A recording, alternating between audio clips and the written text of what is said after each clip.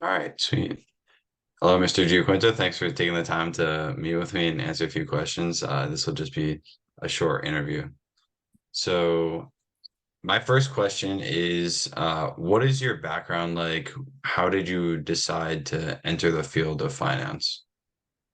Yeah, so my background was in high school. I developed a strong interest in business, right? Specifically finance.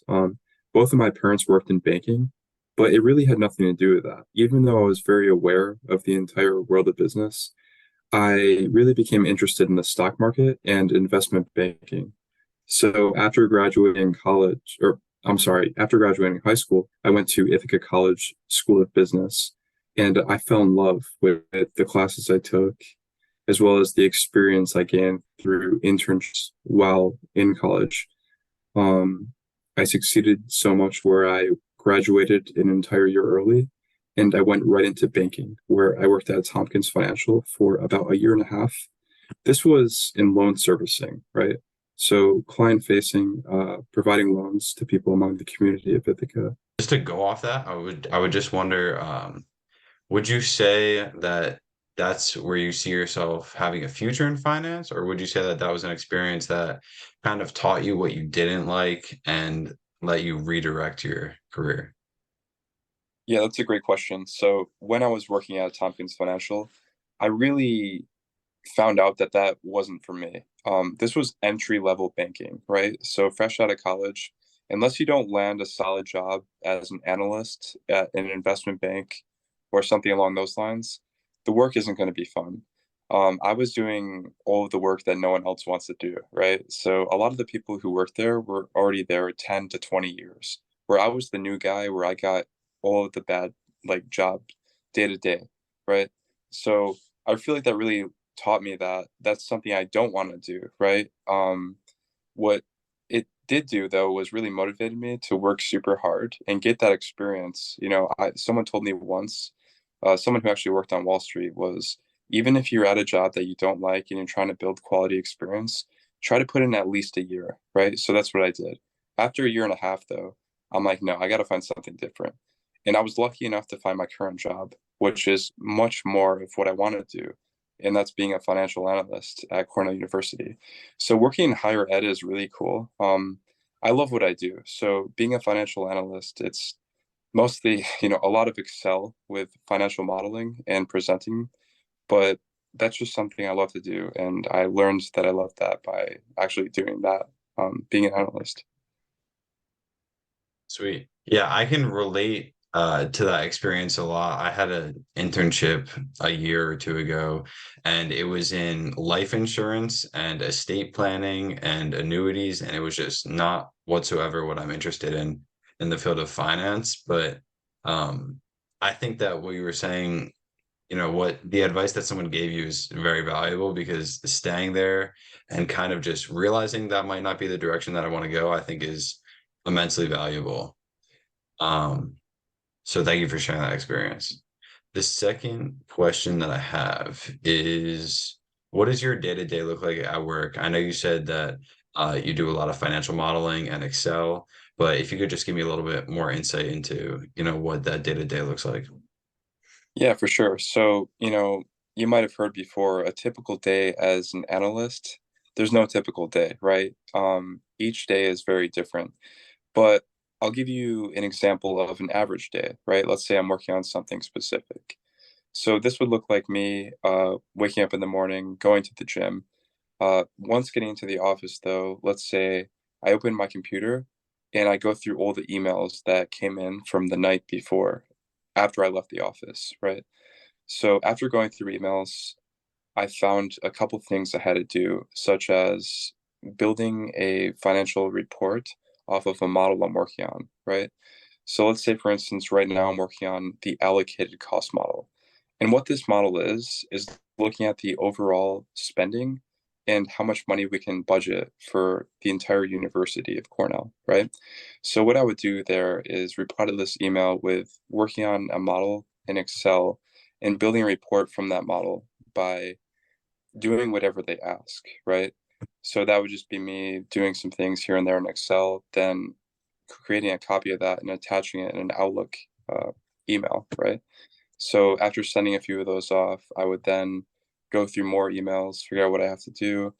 Um, something very similar could be happening, but also looking at the day ahead with meetings I have. So there's a lot of meetings being an analyst, probably about 4 or 5 every day, just with different teams or one-on-ones with different analysts, or even working more with like associates or VPs.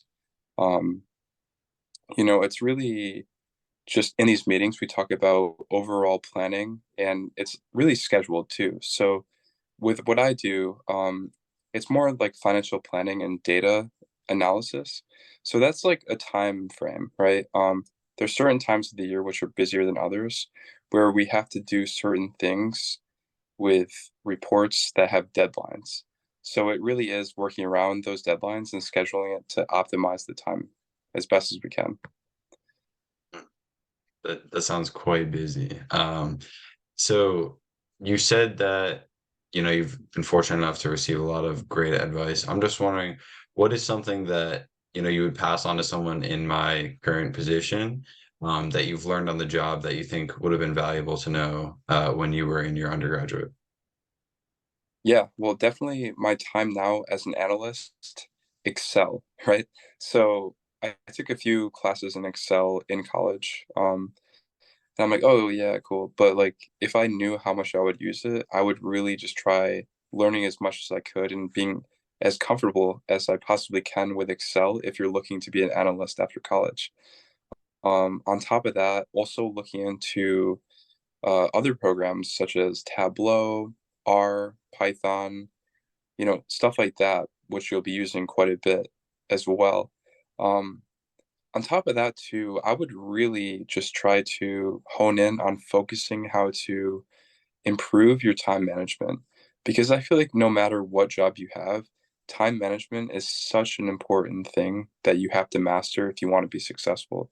So, for instance, working out, I go to the gym almost every day, but I feel like if I have a really busy day and I don't get out of the office till 7 or 8 o'clock, there's no way I'm going to the gym. So it's really having that time management to go to the gym before work. Yeah, that would require me having to go to sleep earlier to wake up earlier, but it's all about being flexible and adjusting to what you have to do. Mm. And it sounds like being put in those situations has developed your time management skills. Absolutely. Yeah. I can say that I'm experiencing that kind of right now at the beginning of college and just, realizing how many things I want to be involved in and how much of my time management is going to be tested by wanting to be in so many different places at once. So that's great.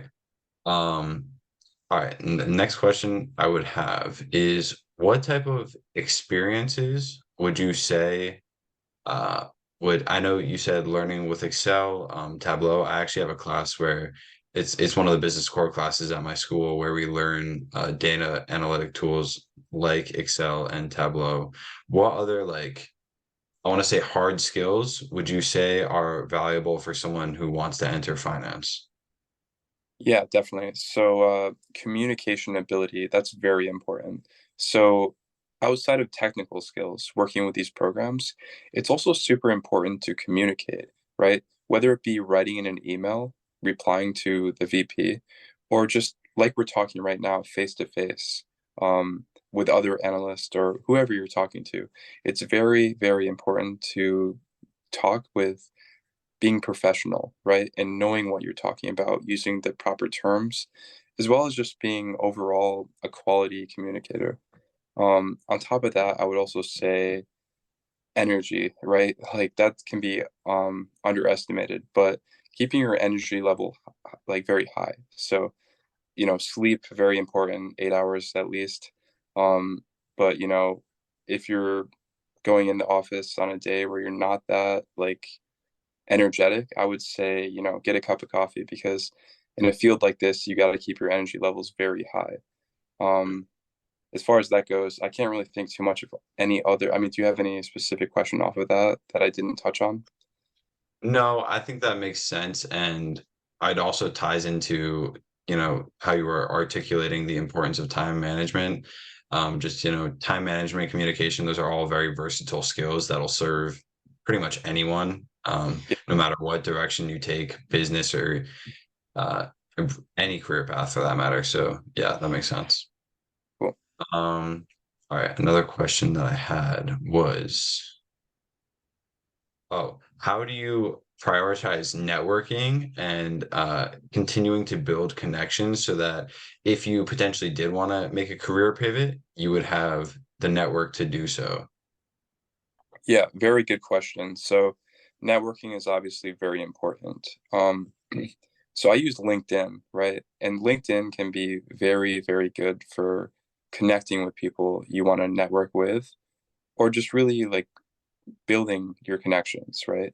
So on top of that, as I work in higher ed, I am planning to get my MBA, which opens a lot of doors, right?